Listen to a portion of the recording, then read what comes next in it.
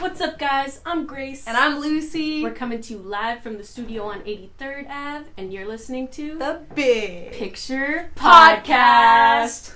And tonight we're speaking with Jerry, aka The Human's Experience. So, Jerry, Hi. who are you?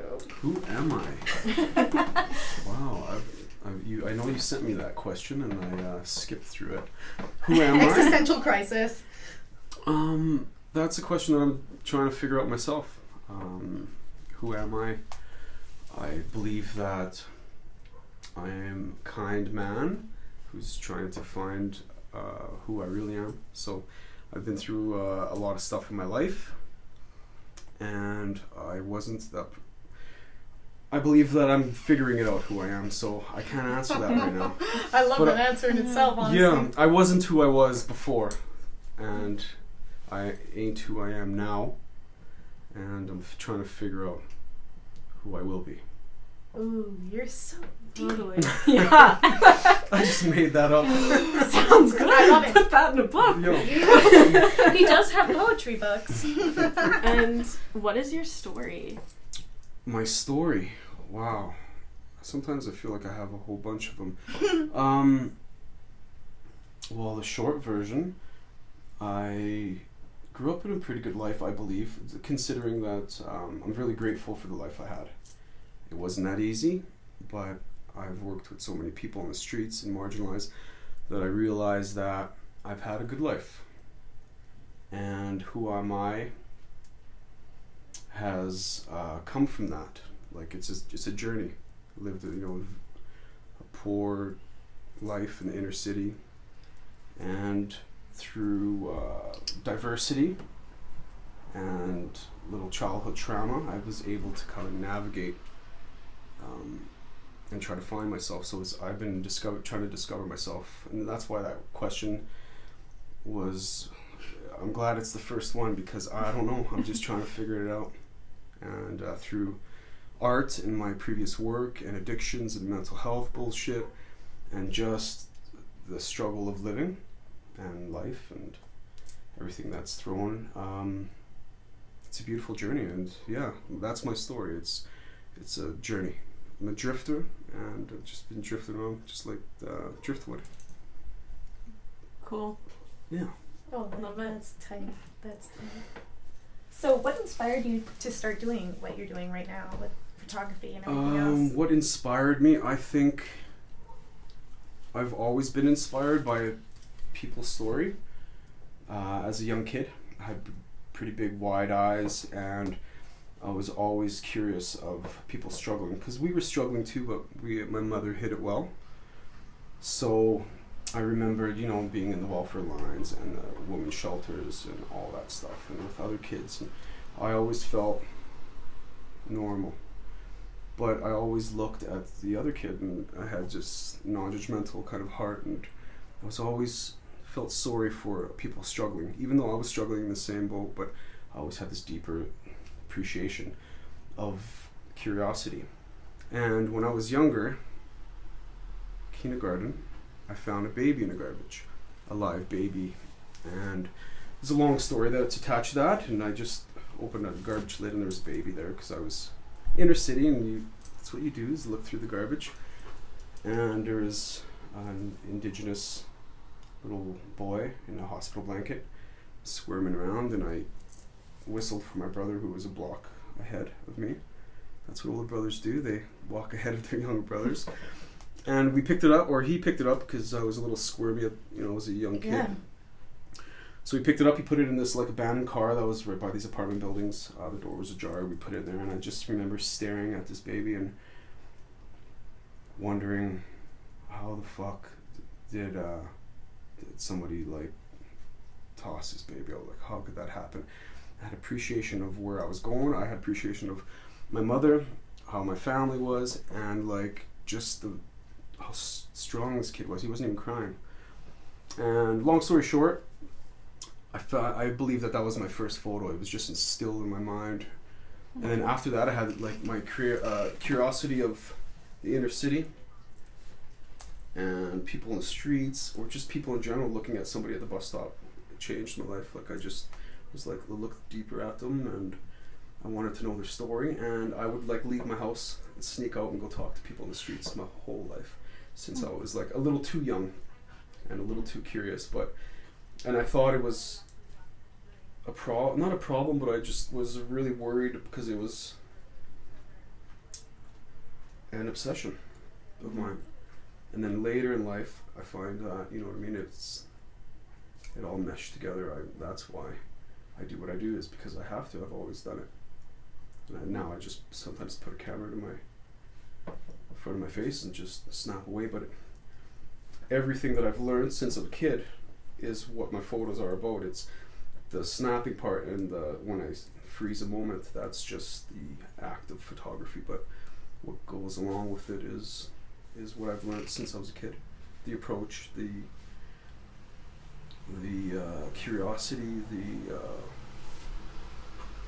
the acknowledgement of struggle is like, you can't really teach that in a photography class.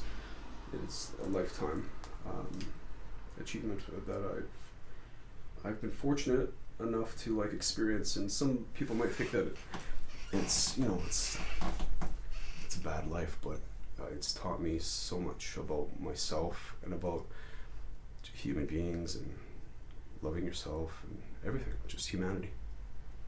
Yeah. It's awesome. Yeah, thank Great. you. And beautiful. Thank you. Yeah, right? Most people are like, I just like taking pictures. Like, that's great. And thank you. what projects are you currently working on? Yeah, projects. Okay. So a little bit of backstory. I've been in this like self-discovery. I've been trying to get sober, and I've been trying to like change my life. I'm turning 44 years old, and I was still stuck in this I was still stuck at the certain age of when I started kind of like experimenting with drugs, or just my adolescent, just self-discovery of myself, and just slandering my life, I would say, taking life for granted in a way of numbing myself. And it just started catching up to me. And then so all these projects that, you know what I mean, all this photography and all this work that I've done previous, I used to work with in group homes and adults with disabilities my whole life. I've had my own group home and my own home, and I felt like I was contradicting it. I felt like I was trying to help somebody else while I was struggling myself, and I hid it really, really well until I couldn't hide it anymore. It was seeping out, right? So my projects came to me like I was really fortunate with photography. It worked, it snowballed, it created its own thing, but yet I was fucking polluting myself. I was hurt, and it became just like when I was working at a group home. I couldn't do it no more. Can't care about somebody anymore when you're fucking can't care about yourself. And then the same thing was happening to me in photography when I was going out in the streets and I was seeing somebody that was struggling, and all I thought about was getting the photo and the story, instead of actually in the beginning where I actually was genuine, and it just took something away from me. And I figured out it wasn't myself, it was just my struggle with drugs, my alcohol. And if I was going to care about somebody, if I was genuinely going to tell them that, you know, you can change, or try to tell their story, I think I'd have to honor them and the story by fixing myself. And I'm tired. I was tired of that life, so I made it a choice where I was going to go on a journey.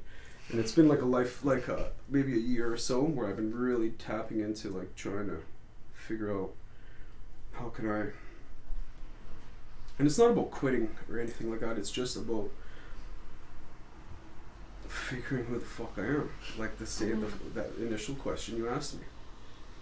And I find that to love yourself is probably one of the hardest things that I've been able to learn. And so yeah, so my projects have halted, and that is my fucking number one project, is for me to take care of myself, Yo, for me to give yeah. myself a chance.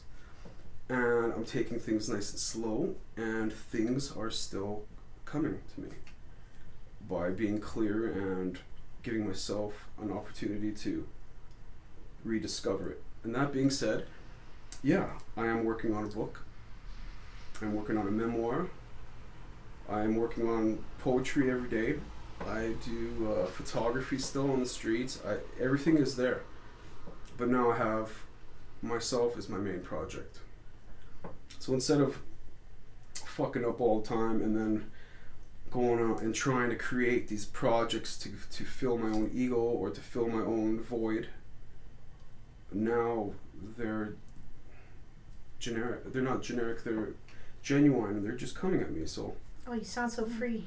it is Yeah. very freeing. I've never thought that before. Like I mentioned in the beginning of this, I never thought that stopping drinking or stop smoking weed, I always thought that I was going to lose my personality. I've been doing that since I was 16 years old. And I thought that I would lose friends, and I thought I wouldn't be able to go to the bar and dance or karaoke or just be myself. And it's the opposite. And I don't feel like I'm losing my photography. I always felt like I'm fucking going to lose this opportunity. I'm going to lose this gift. I'm going to lose... No, it's still there, and it's going to be... It's safe. I feel really safe in my own self. And I'm not competing with anybody or myself. It's just there. My project is fixing myself. That's my number one fucking project, pardon my language. And everything's going to come. I have a school project that's coming along, and that was just little pieces of what I was doing with photography that I just, an idea, a manic idea that now has snowballed into like a lady in Argentina has piloted the project. Now it's in 2 elementaries. Now it's going to go in the same high school that I got my ass kicked out of. Oh my god. And it's a beautiful little simple project where they children look at pictures. Yeah. The teachers have their own flexibility on how they can approach it, and it's just a project on communicating about people, marginalized people, situations, and it talks about their homes, talks about what's going on in the communities, and it's part of like the social studies curriculum. So it's the teachers and students have a way that they can approach that in their own lives, in their own homes, their own schools, and their own communities. And the feedback has been fucking great. The kids are like asking questions, and they're asking, how can I help in my own schools and communities, and doing some certain things. So this full circle is happening because I'm giving myself a chance. Yeah. Yeah. So that's my next project, is just fix this man, this little boy that wants to be a man. Yeah. It's amazing. Wow, that's been such a common theme in a lot of our interviews too, is people talking about fixing their childhood identities and just really, self-care, and knowing that that's not a luxury anymore, that, we need to take care of ourselves, we need to love ourselves first in order to have the capacity to love others. And I love that that's kind of becoming a little bit more obvious in some people's lives, because it's just so true. Be your best self so you can shine your light on everyone else. Absolutely. Whoever used to thought that childhood shit would influence your whole life. I've been pushing shit down my whole fucking life. Pardon my language. Is it okay if I speak Yeah, freely? you can. Yeah. We're Canadian, all right, so yeah. I have part of the Irish language. blood. I like to swear.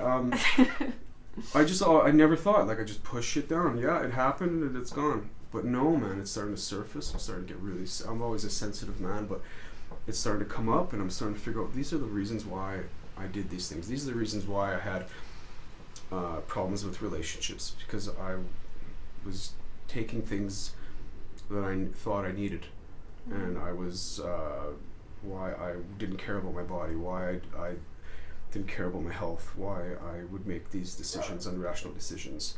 And you figure it out. It's childhood shit that I haven't acknowledged, and now I'm at this age and I can now understand. And working with other people, I'm like, okay, I'm figuring it out, and it's easier to navigate. Yeah. When you acknowledge it, at least. Yeah. Yeah. Step number 1 right there, yeah. Yeah. And what do you want people to take away from I don't want them to take anything. Perhaps leave something. I've always been very when I first when you find a new passion, it's scary, right? Because you leave something else. You find, oh my god, okay, now I belong.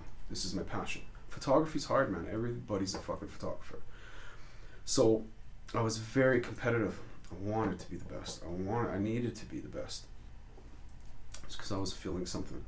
I was so scared to fail. I thought that there was no place in this world for me. I thought I was unique, but always trying to fit in. Couldn't fucking find my way. So I was really, when I took photos of people on the street, it was knees down on the ground, connection, photo last.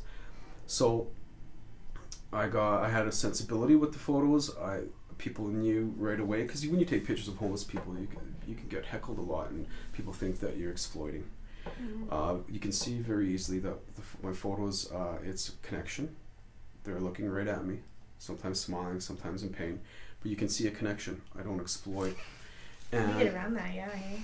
And it's sometimes it's difficult. Some people that take photos of people living in the street, it's hard to get that silver lining. I'd like somebody to look at my photo and actually think of that person, the people that they walk by every day. Think about the photographer who's actually gave fucking a time to go out in the street, put his knees down. I'm eye level. I'm not doing it because for money, obviously. I'm not doing it even for an awareness. I'm doing it because I have to. I've been doing this since I was a kid. This is self-discovery. I am an artist. When I finally told myself I was an artist, there was no going back. You know what I mean? The scare you guys are artists, how hard it was. Yeah, I'm an artist. You gotta really fucking believe it. You gotta believe it. It's a subjective career. Yeah. And you're either good, bad, not good, great, or all the above. And there's no, you just gotta find your own way. So you look at my photos, and I'd like people to say that whoever's taking these photos means it. Meaningful. And I want them to like it, I want them not to like it, and I want them to look at somebody different when they walk past them. That's great. Yeah. I think especially we'll talk about the school project a bit later on, but I feel especially in my experience when I was young and I didn't live in the city, and I would come into the city with my parents, and someone would be on the street do you have a couple dollars or whatever, and it's always pull you away, don't, whatever. And it's it's taught almost as a child. You're curious, you don't see, I guess, what's taught.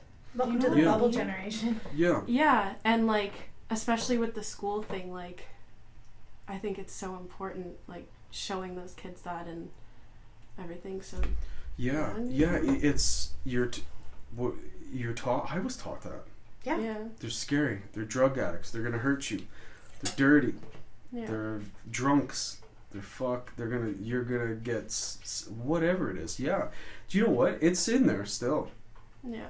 It's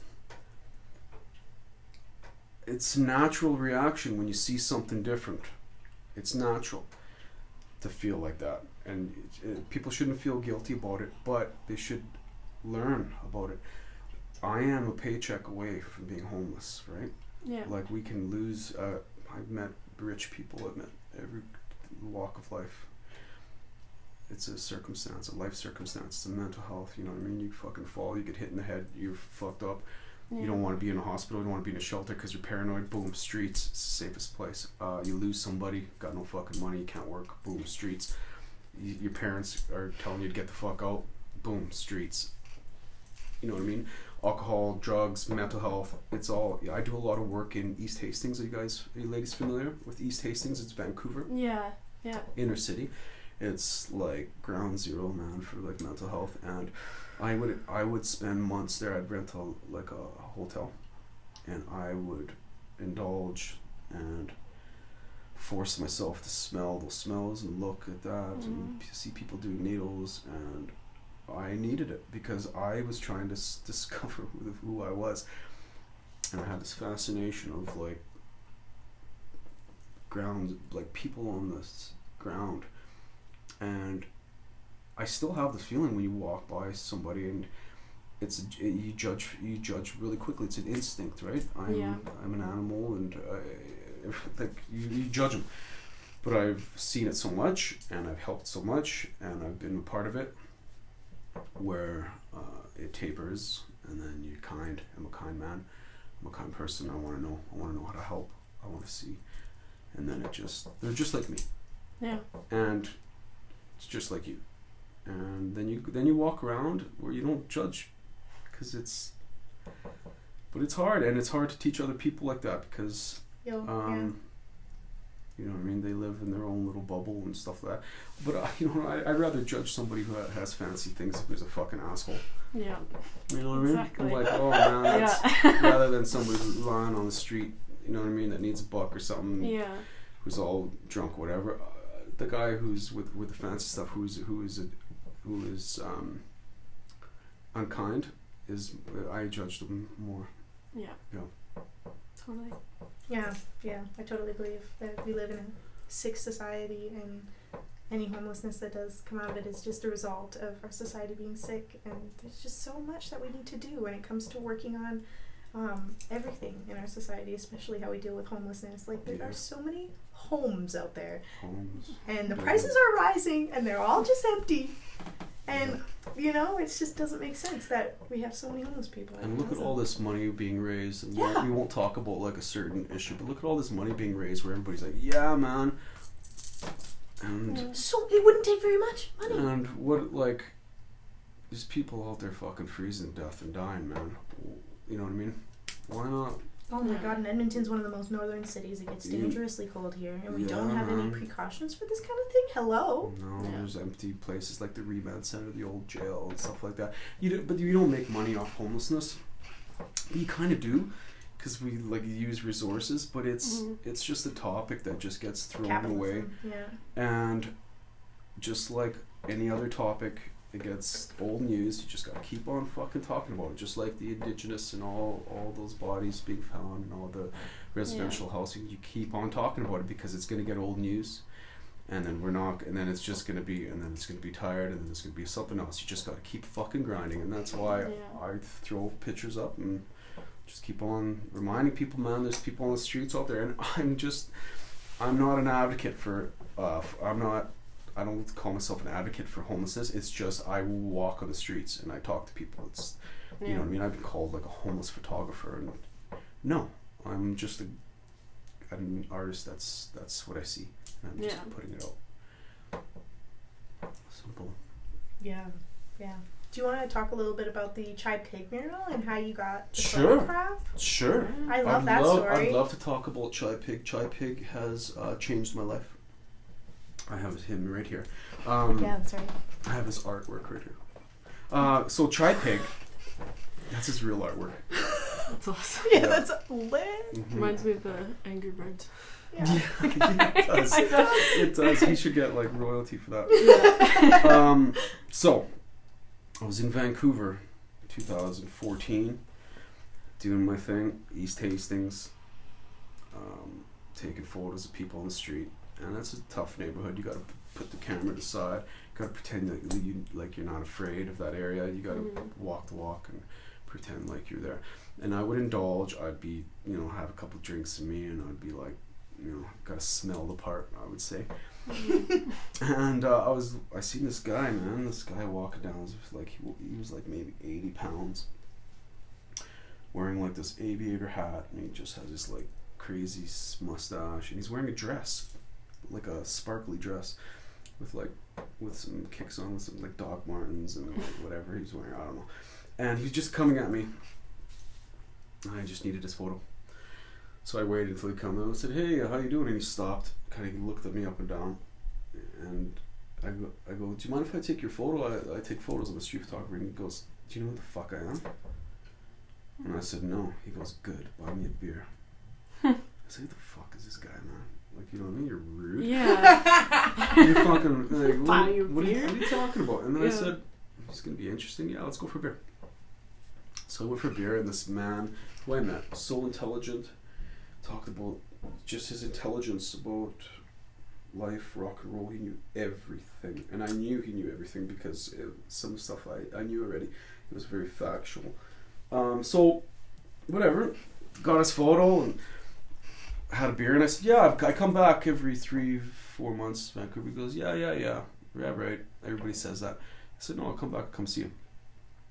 So 3 months I come back. I go to the same bar that I always like, little holes in the ground, little punk bars. It's my favorite. Where it smells like pee and pop and fucking, there's, you know, you barely can't sit in the toilet. Yeah. It's my places where you can barely look at yourself. It's all smeared lipstick.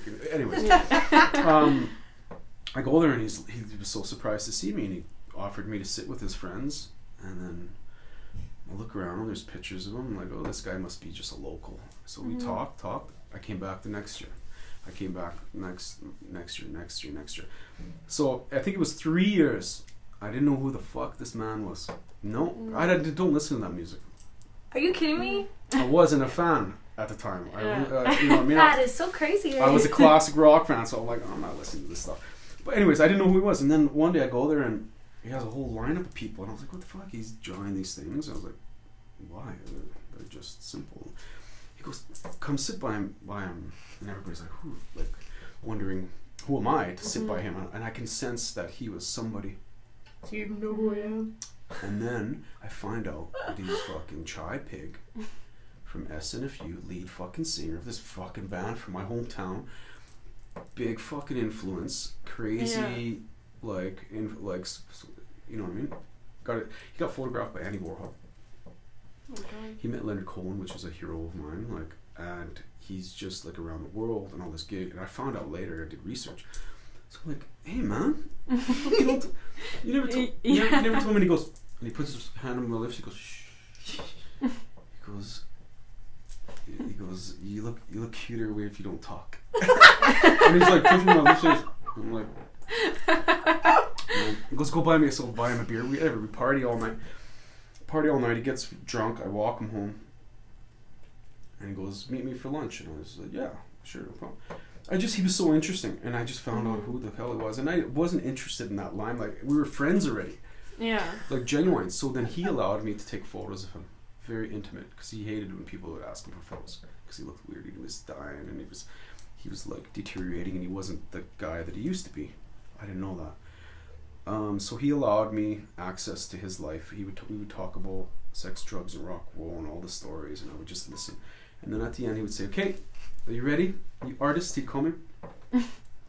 Artist. And he let me take his photos. We'd go in an alley, or, you know, I was one of the first ones of his friends that he said to go into his house and have a couple of drinks with him. We wrote poetry.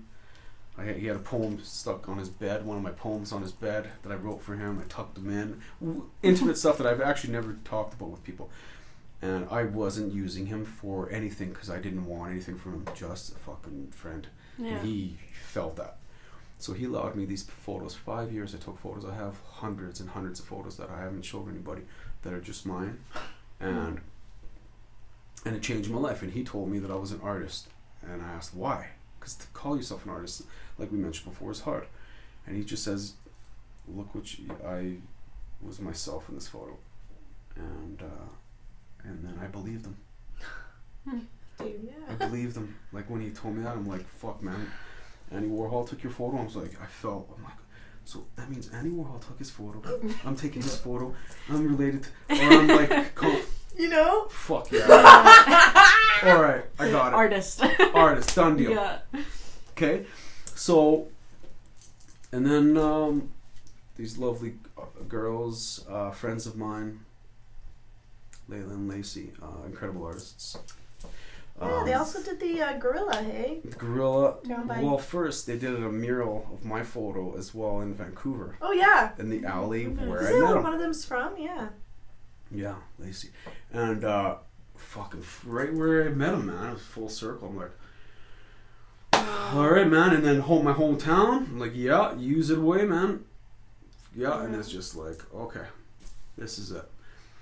It's just a connection of. It was really important to me to like just believing in oneself and somebody else's influence. Like and it wasn't his music, where everybody's influenced by his music. It was just friendship.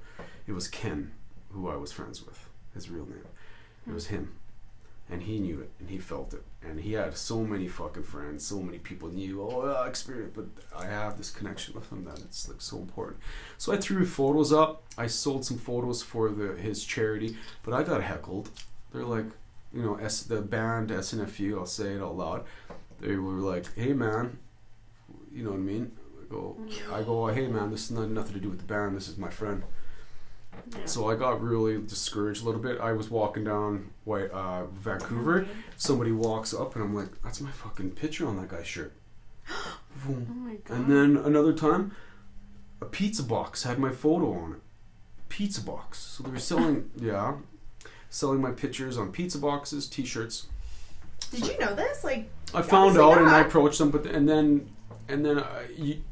I can't put your ego there. It's I said, okay, I'm grateful for it, but let acknowledge. So I approached the owner and stuff like that, and then you know what I mean. Art, when it's on the internet, it's free flowing. So they were doing something kind, but I wanted to know. I wanted them to know that it was my photo because I'm an artist. Yeah. I mean, it's this day and age, that's kind of one of the dangers, honestly. I just had to know. Yeah. People had to know that it was my work because I didn't want people saying, "Hey, man." Well, a friend of mine goes, "That's cheesy," because it was on a pizza box.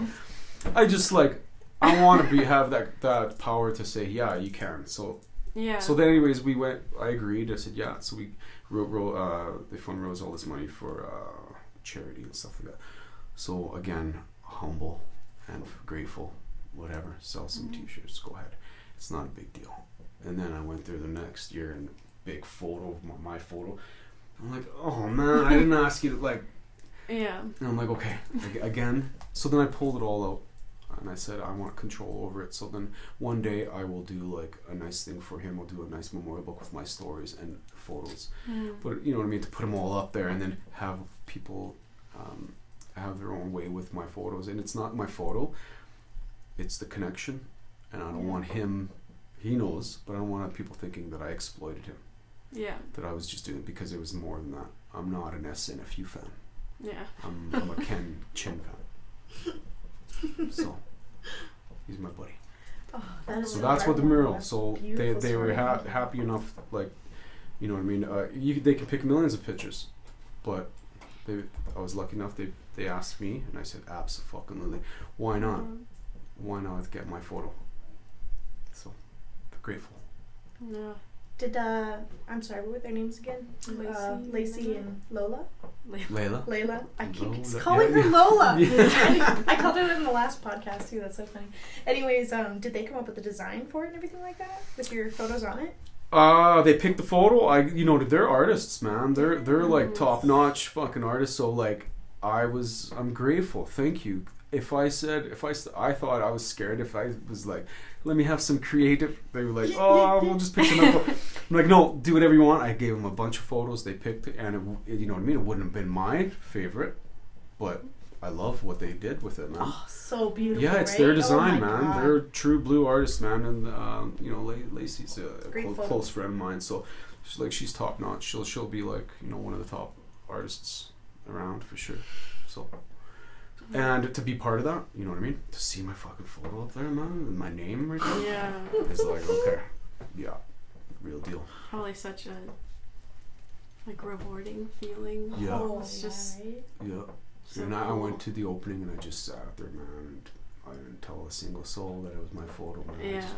I just want. It's not. Yeah, maybe maybe I want to say, fuck, man, this is my photo. Because I went there at a bar and it's like nobody knew, but it feels good, man, to be just like, you can sense. If I was there and everybody's like, then they would approach me different, or they would have different reactions. So it's nice to see people's real reactions when you're just like, they're like, fuck, that's a cool fucking photo, man.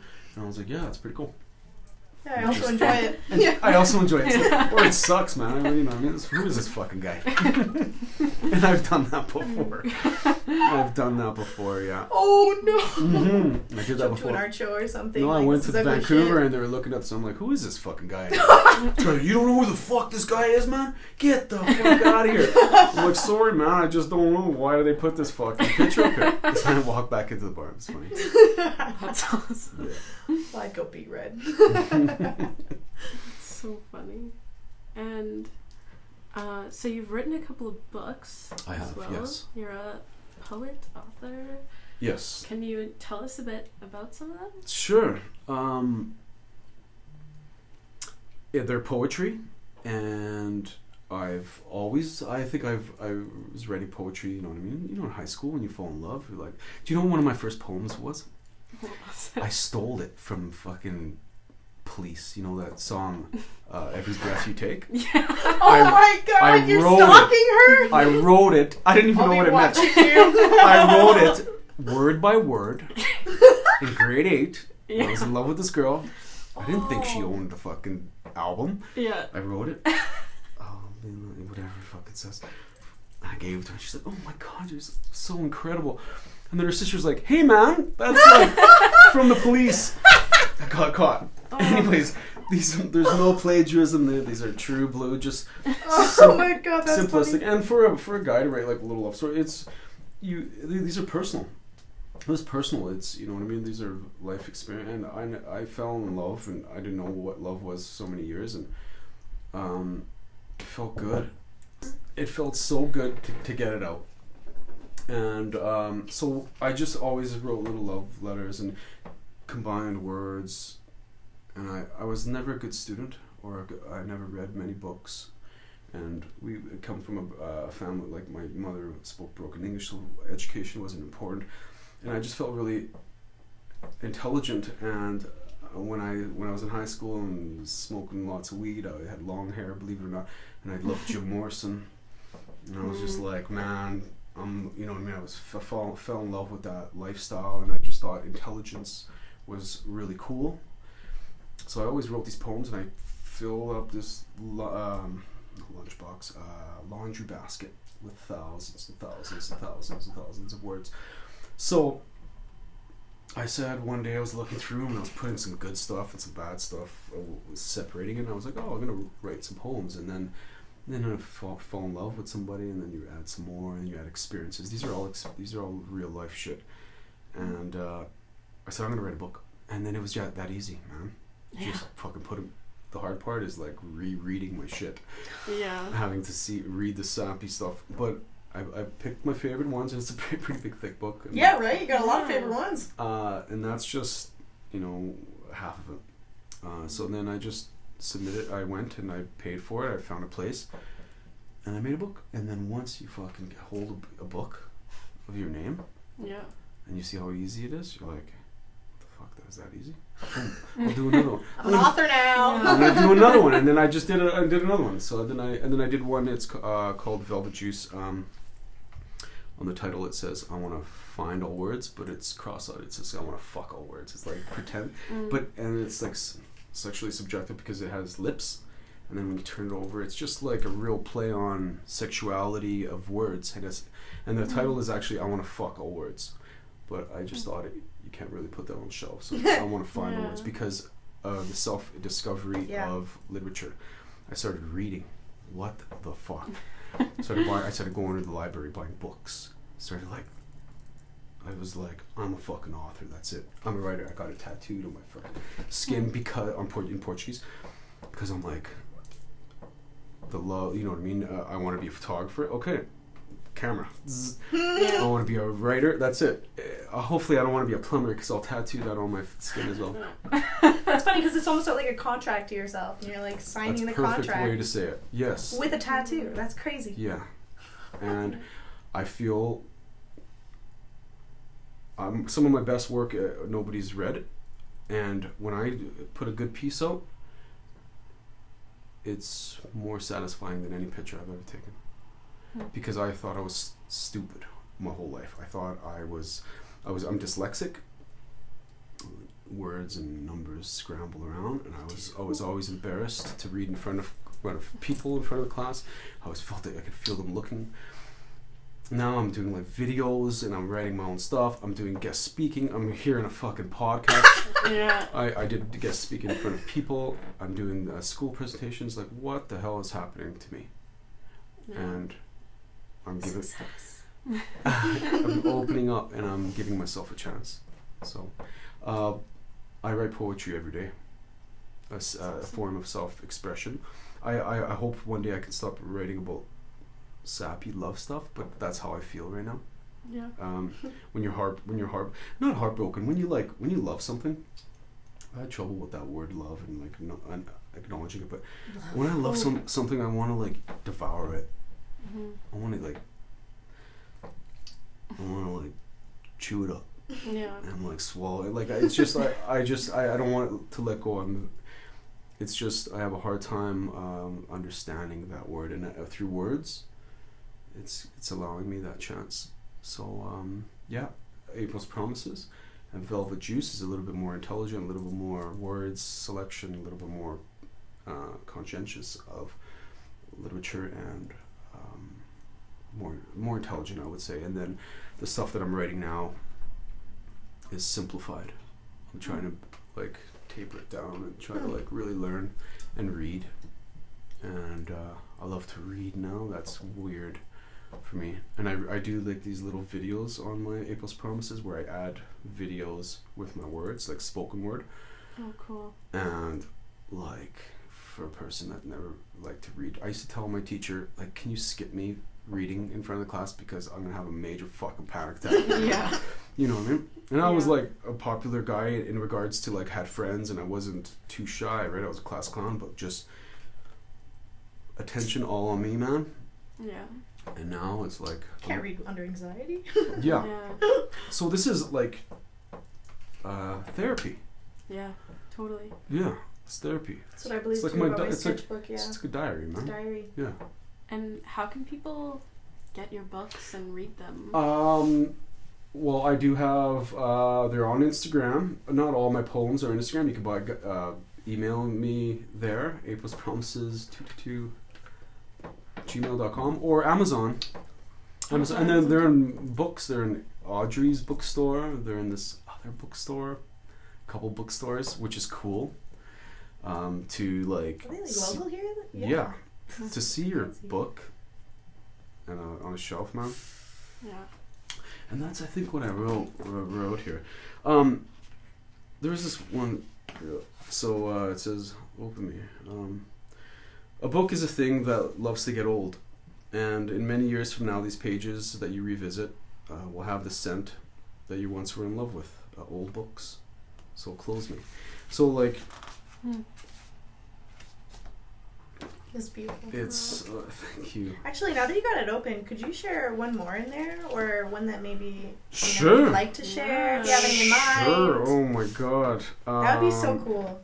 Alright, well, I just opened it. This is random. Here we go. This is called Yikes. Why not? It's called The Overrated Poet. Damn. Okay. I'm in the wait and I'm always late. Intoxicated state feels great. Is it 'cause I'm lugging hate or have no fate? I don't feel good. It must have been something I ate. I look in the mirror and I rate. And then I look down on the numbers of my weight. For the fake fucking world that I create. Just want to lose 5, 6, 7, or 8. I hope to fit into this outfit so you can impress my date.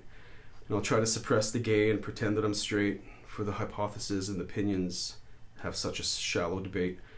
So I'll live alone and not enjoy you, and I'll just masturbate. Holy fuck, I'm overwhelmed. There's too much on my plate. I don't feel like I'm working to pay for my estate, so I'll shut down the curtains to fasten the gate, keep the friends and acquaintances at bay, and I don't ever want to talk to my mate. And I'm just babbling, or do you relate? Don't you get it? I have to translate or dictate, and all the fish in the sea, they say, but I got no bait. So I'll do my art and I'll recreate until my eyes dilate and my brains will inflate with all the frustrations that make me irate. Okay, I'll smoke one or drink two to sedate and I'll get off my babble to deflate, and wakey wakey, here's an update for the last attempt to resonate, and I'll irritate until your opinions don't matter, and you'll read my poems so you can overrate. Wow. I don't usually rhyme, but that one's one to rhyme. That one great. I really resonated with. So yes, I did resonate. I like that you're... Thank you. There you go. That's if this podcast can see redness in the cheeks. That made me shy. Yeah. It's funny. We just talked about it. Like, and I was like, "Can you read now?" Yeah. Thank you. That's too funny. But thanks so much for sharing. Because Thank they you are so very much. beautiful, especially when it's in your own authentic voice. Thank you. Yeah. Very, very much for that. Thank you. Yeah. Thank you. Even just from like the front page and that one poem that you read us, it's like I find that some poetry books that I've like read recently kind of suck. Like a lot. Like it's just I do as well. they come out with one and it sells a bunch, and then they come out with 3 more and it's just Yeah. Forest. It's something. Who wants to be fucking Atticus all over again? yeah, like How it's about not the sky? yeah. Yeah.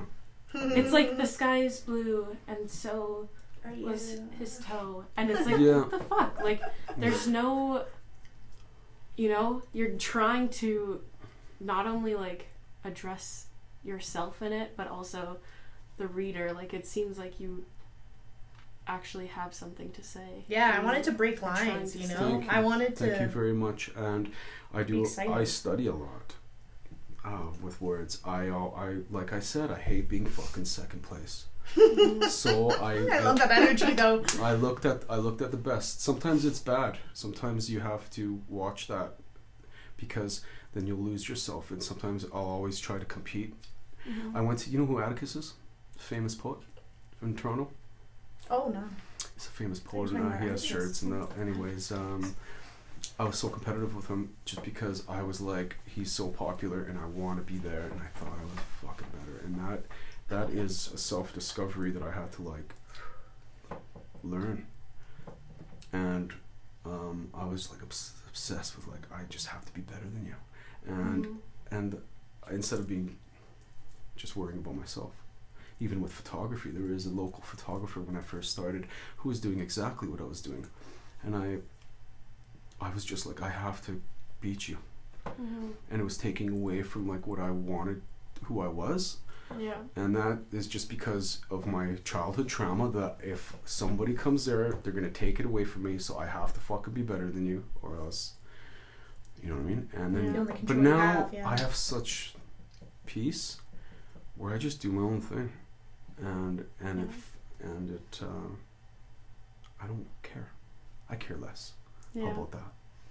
I care less. Yeah, I do for me. It doesn't matter about likes anymore, and it took a long fucking time for me that, because we're sensitive artists, man. We want to be heard, we want to be seen, but now, like, when you just do it for yourself, I'm not 100%, but it feels so good to just like, this is just mine, man, and I'm an art. And when somebody says, "What do you do?" and then when you meet somebody like, "Oh my God, you're an artist," I'm like, "Yeah, I am." Yeah. Or family, and then now that's it. That's what I am. When somebody asks, when I put it down, I'm an artist, and it feels good and it feels safe. I can't take that away, and I don't give a fuck what happens.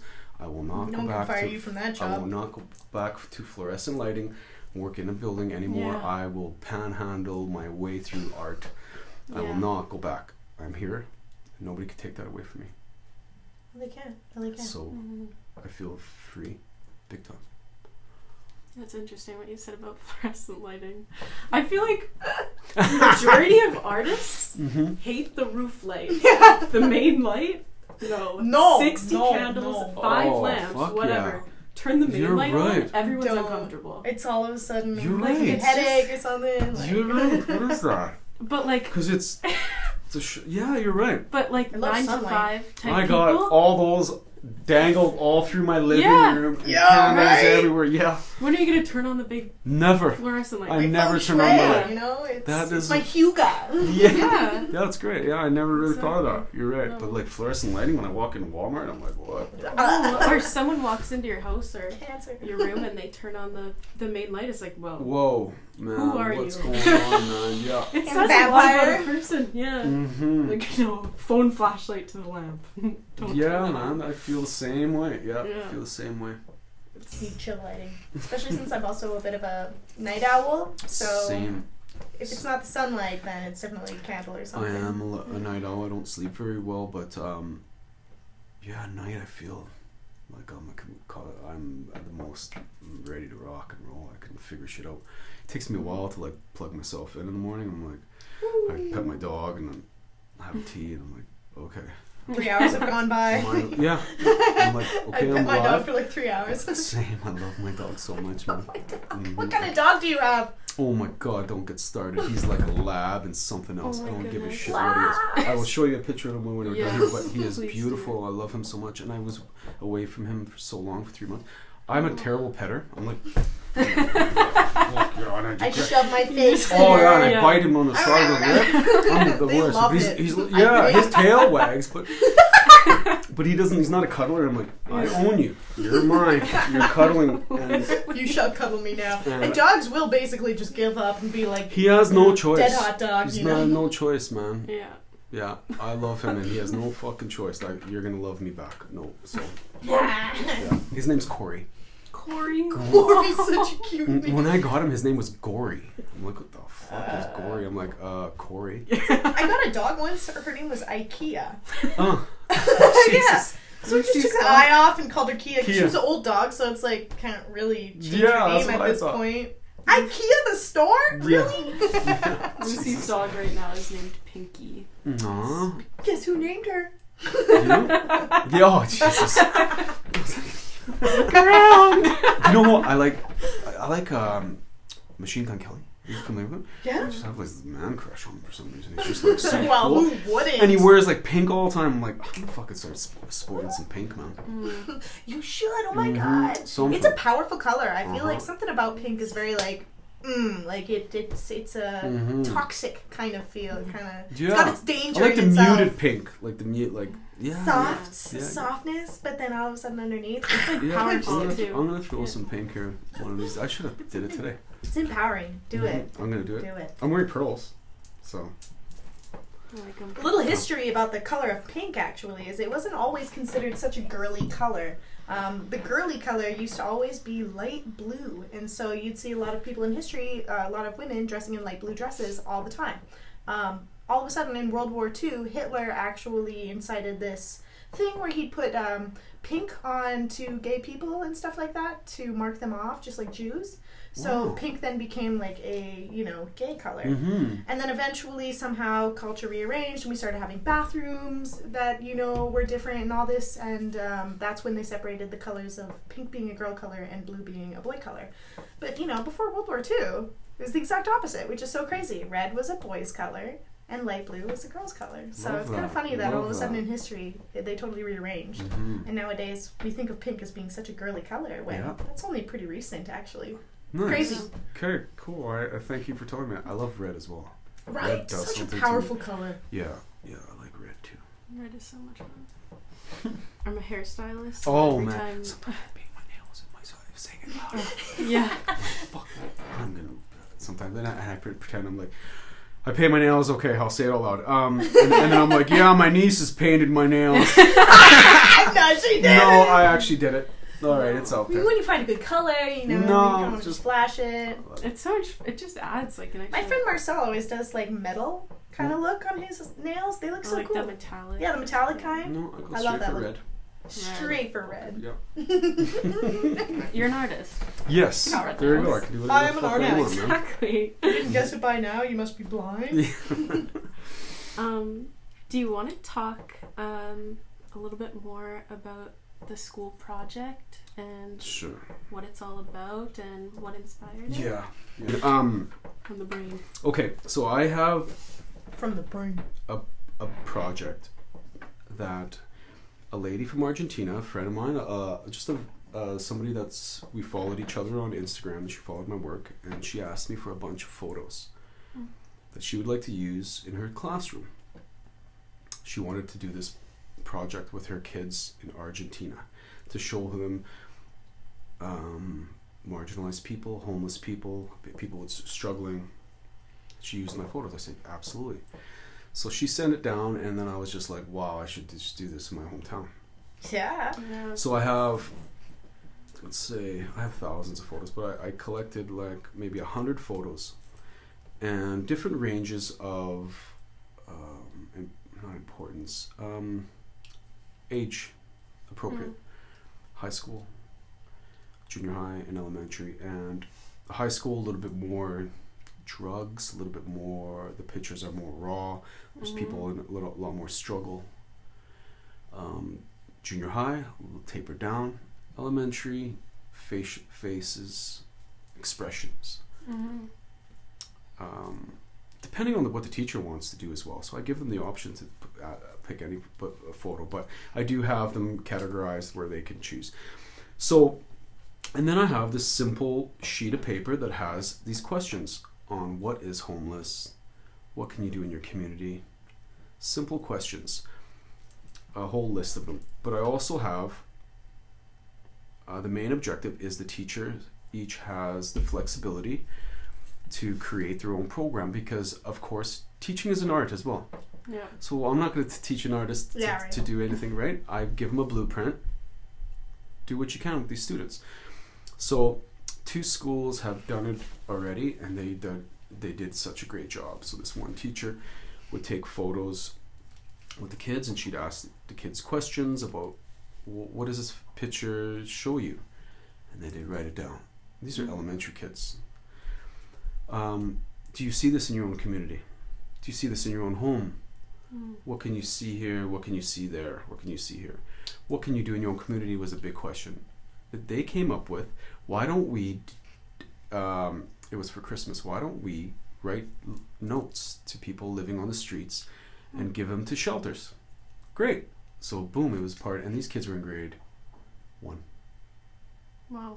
Right? Grade 1ers writing notes. Oh right, my God, and making that connection. making so that beautiful. connection. So what they gave them to the Christmas Bureau. There was another time where I brought them to a shelter. I brought them on the streets. I took some photos. So then I brought it back to the teachers. So the kids can see. Oh my God! And yeah, this other teacher did kind of the same thing, but. They used technology, a little older class, and the questions they asked. When you ask questions and when you talk about issues like that are really not school issues, it opens up so much. They get to learn about their own lives. The kid next who doesn't have a lunch, the person that you just fucking walk by on the way to school, my uncle who's in fucking jail, my dad who's this, my dad who's that. It's a connection, and it's an open communication of humanity. It teaches the kids fucking non-judgmental. It teaches like so many things in a simple way, and it's not my program. It's there. It's their program. It's just my photos that gives it a light, and with the power of photos. Look, that cliche, picture is 1,000 words. Come on, man. And I just think like instead of doing this fucking dull pastel curriculum that they taught in school, man, you know what I mean? There's little things that when I was a kid that mattered, when they brought a guest speaker with no legs, or I remember one year, or somebody who was burnt in my school. I remember that shit. Yeah. Right? And it's catching on, man, and it's just a small little program, but I think the kids are making it bigger. I also have starts little, man, and then it just keeps going. Yeah. I also do something, it's my 4th year, it's going to be my 5th year, at Glenrose Hospital. I have a friend that works there, and it's called Bridge the Gap, because these are psychiatric kids, full-time, but in the summertime they go to in the summer, and that's when they're finding where they're having problems, they're having little slips, stuff like that. People were hurting themselves, and it was just, and the program was designed to have another option on the weekends to not lose what they've just done the whole year. Right. So it's called Bridge the Gap. So they get guest speakers to come and talk to the kids. And he asked me 5 years ago, and I said, oh my God, like, are you sure? Yes. So I went there, I do a presentation on my photography, and my presentation is like based on it's changed my life because I found a purpose. Because I could have been just like you guys, you know what I mean? You know what I mean? I was a struggling kid. I was trying to find myself still. So I would show them these pictures, and this is my life, and I chose this because it gives a purpose. I go out in the street, I help out. It helped me so much. My work on the street helps me. Makes me accountable. It makes me feel like I'm fucking good at something. It makes me have a purpose. I'm back up on my feet again. So I'm showing these kids this. The next day I go there, we put packages together, little care packages, called compassion bags. The third day we go on a field trip and we hand them out. Wow. Holy shit! Like, and I these are part of that. Yeah. Yeah, you can. You come out. It's so awesome. And then these are psychiatric kids. These are kids that have internal issues that are struggling. But when you see them in the street looking at somebody on the ground handing something out, something fucking clicks. And I'm saying all of them, something clicked. And these are a wide range of, I wouldn't say disability, I would say struggle. And fucking something clicked where they were like, oh my god, somebody's struggling as well. Connection, man. And it takes away from their pain. And you know, I have notes from the letters from the parents, letters from the doctors and stuff saying that they want me to come back a year, and it just feels so fucking good to like, I feel like it's not even me. It helps me. I almost cried last time because I was just like so grateful, like, oh my god, am I really part of this? You know what I mean? Yeah. Like I said I'm fucking struggling too, man. And it's just a connection. They think that I'm up there talking as a photographer. Yeah, I'm right. like, no, man, Right. I'm just like you guys. That's the only real way to connect with them anyway. Yeah. And so I do compassion bags, and I do compassion bags for schools. We go out on field trips, hand out bags. And it's just a beautiful thing, man. It's not about homelessness, man. It's about like humanity, man. Here, you're struggling. Here, I got you. I'm listening. I'm connected, man. And that's it. And it's beautiful. And where do you kids, man? That's where it starts. Fuck. I remember my dad, when I asked my dad, like, what is that? And there's an old lady holding her hand out in Portugal, and she had her mouth open. She looked like fucking scariest thing. She had no teeth. And I was like, she goes, she's asking for money. I'm like, give me some money.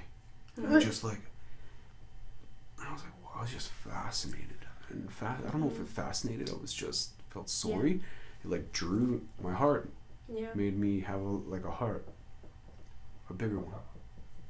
So. And how can people get involved with the compassion? The compassion walk and stuff like that. Like I, you know what I mean? Just message me. It's not volunteers. It's like you just come with me, right? And we just message. And you know what? I want to do more of this, but like I am a scattered artist, and I'm all over the place, and I'd like to focus on, but I don't think I could. I think I'm gonna put my hands on everything. But yeah, I plan on having another one, and it's just, I don't know when, but it's gonna happen. And the more people that are interested in it, the more it's gonna happen. Then I'll just say, yeah, let's fucking do this now.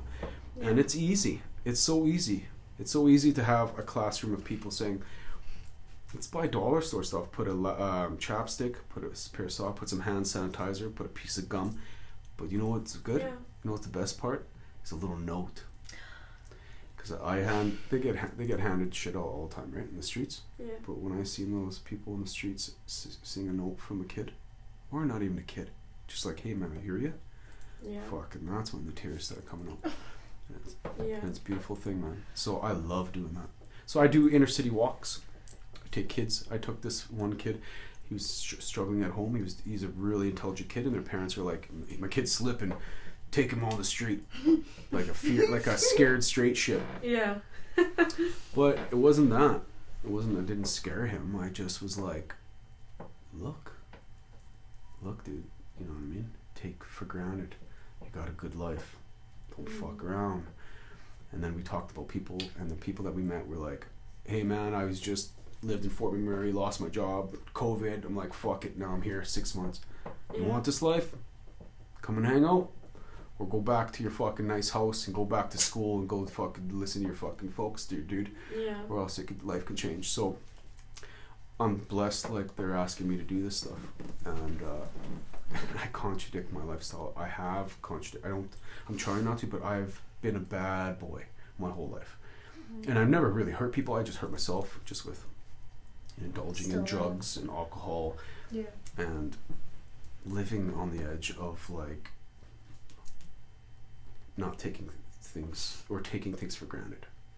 Yeah.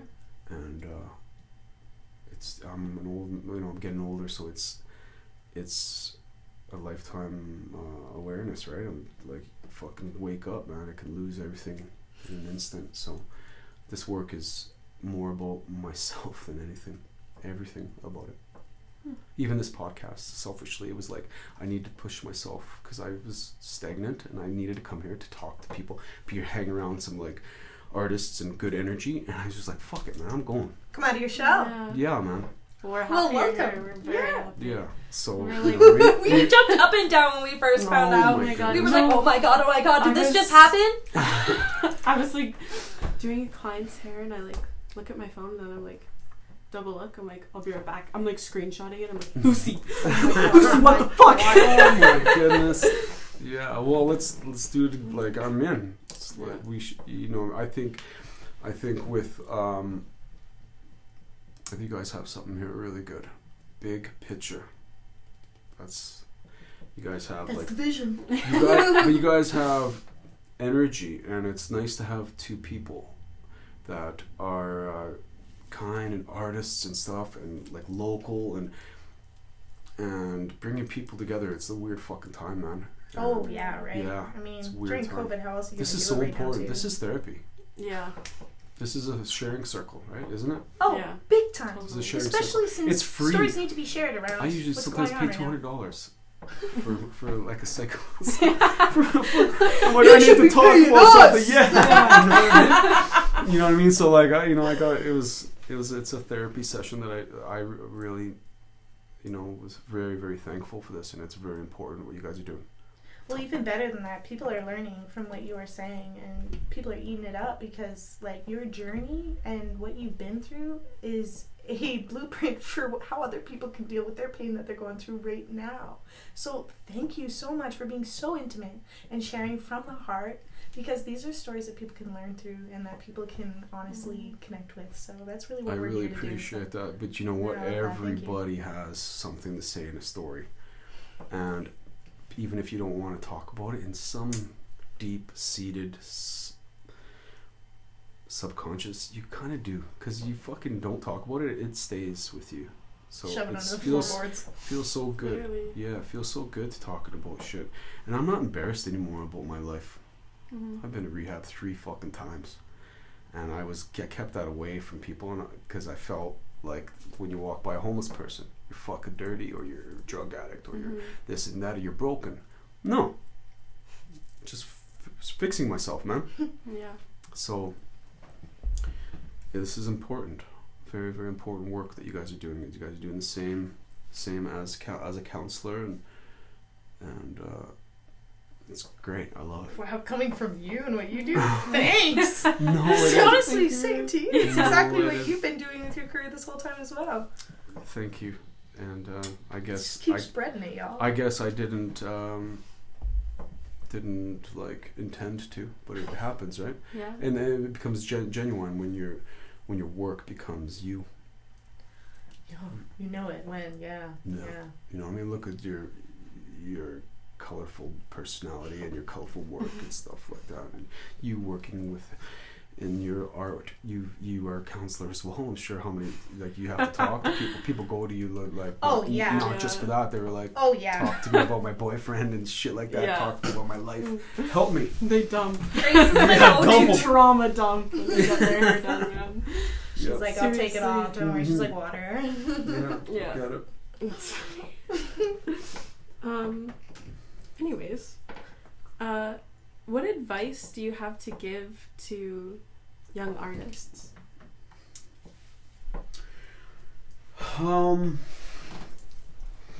Advice. I don't have advice. I'll say what worked for me. You know how everybody says believe in yourself? Fuck, man, that's the hardest fucking thing to do. Yeah. Okay. Or they say don't God think sounds don't sad. think about what other people think about you. That's the hardest fucking thing to say. Never give up. That is it's the truth. Yeah. If you never stop, it gets easier and easier and easier, like fucking practice. Yeah. And I've given up on every part of my language, every fucking thing that I've ever done. Everything. Relationships, careers. I used to be a reflexologist. I've worked fucking in places. I've worked in places. You know what I mean? I've done so many things because I just wanted to find my life. But art, I haven't given up yet. And I just, sometimes days are better than others. I want to, right? I've tried to, but I keep on going every day. That's the biggest advice I would give, is never stopping. Once you stop, you're done. Yeah. And you got to pick yourself, start all over again almost. So if you never stop, and if you never stop, this is what I did. I said I was going to fucking, pardon my language again. I said I was never going to stop. So if you don't stop, and you do it all the time, then you're an artist. Mm-hmm. Yo, I heard this one quote once that was like, every day you wake up and you have two choices. Either you repeat or you evolve. Nice. Nice. Yeah, I like that. it's artist, right? Yeah. You continually keep searching. Your curiosity is what drives you. Yeah. That's really truly what I believe consciousness really is in the first place, is the question, asking, Nice. the searching. Reminds me what Tom Tunsky was saying. Yeah. Something similar. He was like, if you never slow down, you never stop going. Nice. Build that momentum, baby. Yeah. Building it up. So, but it's like true. It's true. Yeah. Yeah. I never, if I don't write, I think about writing. If I don't write, I look at other writers. If I don't, I look at a book. I just look at my book and I talk. I just never one day say I'm gonna do something fucking different, or I'm not that. I'm always. I haven't taken a photo in a very long time. All my photos, I've taken 10,000 portraits in like 5 years. That's an insane amount of portraits. Street portraits. So all my portraits these days, I'm putting up their old photos and stuff like that because I'm researching, but I'm still a photographer. Mm-hmm. So I'm still doing my art, and it's just there, and I make it a part of my life, or the way I clothe, or like what I put on, or just like how I feel. It's it a has to lifestyle. always be art. Yeah. It has to always be art. How I talk to people, I present myself. When I meditate, I've been getting into meditation. It's fucking changed my life. That's Time. art. Yeah, I'm doing a meditation class. I did my first one last week, and then I'm doing another one, and then the yoga for the first time. I'm like, yeah, man. But And like, getting involved in the community aspect of it too, kind Yeah. of way, having it yeah, man, I live. want to see people, like fucking COVID. I want to see people Yeah. again, man. You know what I mean? So bad. Yeah, that's, you know, and this was great. You know what I mean? I want to see people, regular fucking stuff, man. Yeah. So yeah, be yourself. Like, I always look at old artists and try to like simulate, and like, there's a quote. Good artists take. I'm screwing up. Good artists take and great artists steal, or something like that. Pablo yeah. Picasso or something. No, it's No? Andy Warhol. Are you sure? Maybe it is Picasso actually, because I actually And do then- remember a story of Picasso where Okay. he just chills at the universities, and he like picks up everyone else's art at the university. Yeah, man. That's kind of how he got his Yeah. ideas. Was Yeah. So it's probably Picasso actually. now that I Yeah. think Well, look about at it. Banksy, right? He's just Yeah, right. taking fucking- Yeah, he actually there. he took that quote, and I think it's Picasso. I think it is. I think it is Yeah. actually, now that I think about it. I think I'm it's just not- because you you're making mentioned me Andy sec- Warhol before. You're making me second guess myself. Yeah, I But like, you know what I mean? You just gotta pick. And never stop. Never stop. There's so incredible artists. You guys are incredible artists. There's so many incredible artists. Yeah, man. Remember when we met? I was like, "What's going on?" Remember we met at the art show? Yeah, that's so crazy. Yeah. He actually came to my art show. The art walk that we were having, and he was getting the mural done right across the street that weekend. I was like, break. I went for a beer. "Hi, who are you? Yeah. You look awesome and cool. What you up to? Just doing a mural. It's like no big deal." I was part of the mural. They did the mural, but they used my photo, and just really grateful. I walked by there and I'm like, yeah, man, I'm gonna drive by there today. Yeah. I don't leave White Ave until I drive by there. Just yeah. I'm like, because it's just surreal for me, right? Like a kid that thought like he was like, I thought, what am I gonna do? Like get a job? Like my brother gonna give me a job like working on the rigs? Like I don't know what the fuck am I gonna do in my life, man. You know what I mean? I just thought I was gonna be a laborer.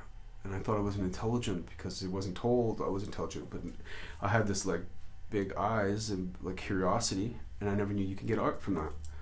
Yeah. You know what I mean? I'm not a good drawer, but fuck, my imagination is fierce.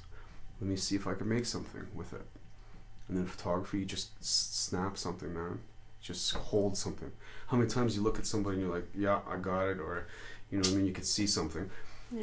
And then to just capture that moment right there. Capture the moment. Like, and then you just gotta learn a little bit. But I barely know how to use my camera. It's just like I know how to stop a moment. You know what I mean? Freeze it in my mind.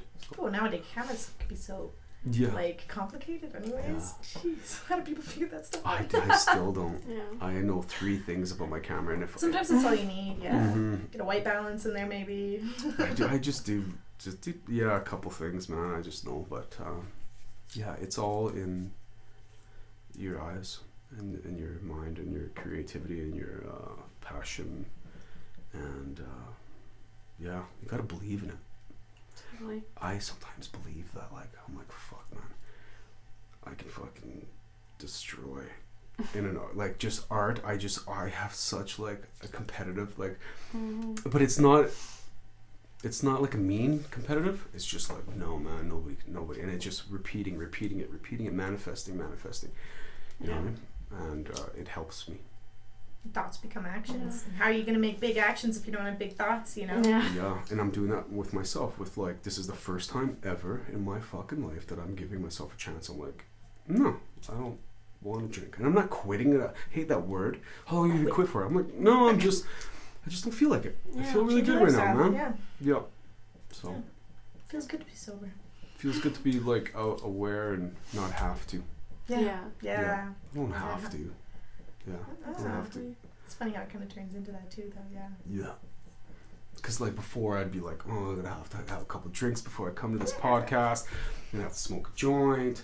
Yeah. I'm gonna have to feel. I'm gonna be anxious. I'm gonna be, a slur. I don't know. The loss of now, it's just like, boom, I'm ready to rock and roll. I'm ready to rock at all times of the day, 24/7, baby. Since I gotta pet my dog, drink my tea. That's all I need. That's all. You're right, man. Yep. So, do you have any local favorite musicians that you know of? Yeah. Anyone in the Edmonton Do you know area? what? I want to start going to like live bands and stuff a little bit more. Oh yeah. Just because before going out means destruction for me, so. Ooh, come out to Coalescence. Yeah. Nice Where? chill vibes. At the Aviary, February 26th. Yeah. Okay. Oh, it's so fun, artsy, and done like, deal. Yeah. Got some metal music there too. There's like 2 metal bands. Oh man. Send me the information. Playing. Who else is playing? Oh, for sure. Oh, Pleasurecraft, which is kind of like folk, like surf rock, and then Kaylee Jade, which is kind of like a folk pop. I'm in. Artist. Yeah. Send me every time you guys go listen to a live band. I curate like events in the city, so I'll come on, man. Okay. That's so lit. Yeah. Okay. No. Come out to events, we got you. Okay. Yeah. Please. Yeah. I would love that. Okay. I would know this guy. Leo Fernandez. You hear about him? Leo, no. Fernandez. It's cool name. Really sounds. Yeah. No, I'm his name. He's just like, I don't know. I just seen, I just heard him play. He was an old friend, and I was like, fuck, we just met up one night. And I'm like, holy fuck, is that you? It's just great. It's just acoustic with little. So I'll plug like him. I would like to know. I would like to know some more. I've been in a band myself. I love music. Love live music. What did you play? I used to sing. Oh, really? What kind of band? Punk. Okay. Yeah, we did a lot of covers, which I wasn't a fan of, but like they were really good musicians, and they let me yell and scream and stuff like that. Yeah. So yeah, we did a lot of like Tool and stuff. But I loved when me too. When we did our own shit, that it was like the creativity, right? The artist. Yeah. But I've had a lot of friends that were in bands. I'm just major live music, like lifts me, man. Such an amazing feeling, like on a like stage, and when there's a bunch of people, or even just like when you're like sitting in a living room, someone brings out the guitar, goes to the piano and starts singing. It's just like goosebumps and there's like like it's just like. Am I here right now? Yeah, I'm very, very sensitive to music. I need music to live. Actually, I sleep with music. Yeah. Yeah, I sleep. I need music to sleep. My meditation, I do like the sitar thing going on. I need music to live. I'm gonna listen to music. Yesterday was Chris Christopherson. I listened to. Do you know that? It's an old country guy, but he's a poet. So I like listen to storytellers when I go to bed.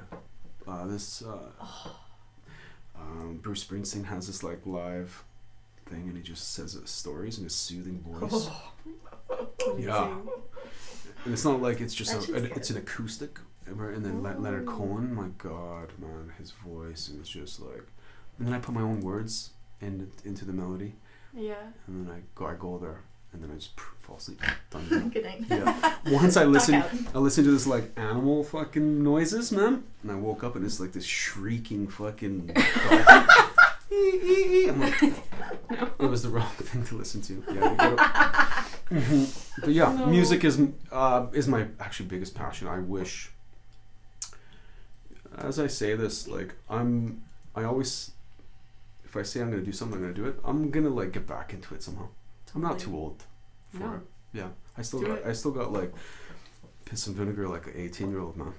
So, but I am gonna get back into it, whatever capacity it is. Yeah. But I'm gonna get back into it, writing music or like playing, or maybe like jump on the microphone again, writing some lyrics. Yeah. Do it. Yeah. Do it up. You want gigs? Manifesting. I'm full of gigs. Yeah. Okay, it's manifested already. It's out there. Cool. The steps are being set out. Cool, man. Who are you listening to locally? I'd like to maybe mention Iraj, just because he had come on my Spotify recently, and I was like, oh, I remember doing that album cover for him once upon a time. So I forget what the album's called, but yeah, I did a really sick nude painting of him on it. Oh, of him on it? Cool. Of like awesome. What, colorful? I should show it if I can even pull it up really quick. That'd be great. Oh, a neon nude portrait? Oh yeah, I forgot I don't have Instagram to pull it up through. You got rid of all your social media? They got hacked. I got. Oh right, so you decided to. Nobody go follow my social media right now. What does it mean when you get hacked? Did you like just say fuck it, I'm pulling out, or you actually got hacked and it's gone? It's gone.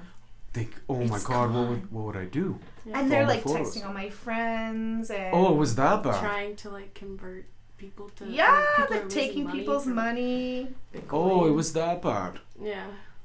Damn, and you lost all your photos and shit? Oh my God, I lost everything on it. I tried to get the account back, got it back today. But then within 5 minutes, they took it back again. Even after I changed all the passwords and everything. That scares me because I got so much stuff on. Dang, you call me up. Yeah, man. Don't stop doing you guys' art. You can't stop. I always tell artists never to stop because then it like jeopardizes every artist, right? If you stop, then like, what does that say? As you're going, it's funny how as you're continuously going, you're inspiring people as you're going. Yes. You have no idea how a tiny thing that you do can build something huge in somebody else. Absolutely. Like, even just like with my time lapses and stuff, like people were saying they were kind of learning how to paint from watching the beginning to end process. And like, that's great, because like that's a lot of knowledge that I put into my painting, years of learning how to paint, that someone can pick up like that. Just small things, just small things. You can inspire anyone by doing anything. Just do something. and feel good about like a lot of people are like really secretive about their like secrets of stuff. Yeah. And so you gotta give it back. Give Give it back, yeah, right? Yeah. You can't be if you're hoarding it, then it's just gonna be in that box, man. Give it up. I always like. Got that gift for a reason. Somebody says they want to learn photos, man. I'm in there, man. I teach them how to take a great photo.